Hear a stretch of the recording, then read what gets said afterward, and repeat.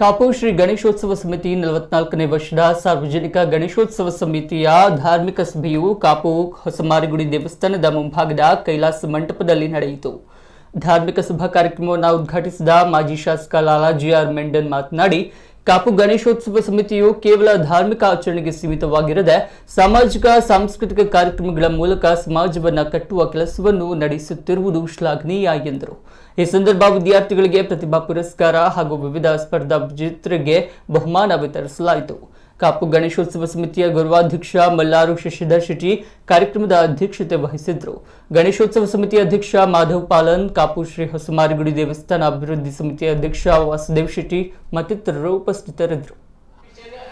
ಆಂಗ್ಲ ಮಾಧ್ಯಮ ಬಂದಿದೆ. ಸುನಂದ ಪ್ರೇಕ್ಷಕರು ಚಪ್ಪಾಳೆಯೊಂದಿಗೆ ಅವರನ್ನು ಪುರಸ್ಕರಿಸಬೇಕಾಗಿ ಧನ್ಯವಾದಗಳು. ಸ್ಪರ್ಧೆ ಬಾಲಕರ ವಿಭಾಗದಲ್ಲಿ ಅನನ್ಯ ಪ್ರಥಮ, ಶಿಲ್ಪ ತೃತೀಯ, ಲಲಿತಾ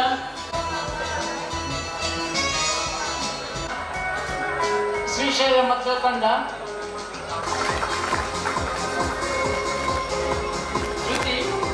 ತೃತೀಯ ಸ್ಥಾನವನ್ನು ಅನುಕ್ರಮವಾಗಿ ಇಬ್ಬರು ಹಂಚಿಕೊಂಡಿದ್ದಾರೆ. ಧೃತಿ ಹಾಗೂ ಶ್ರೀಲತಾ.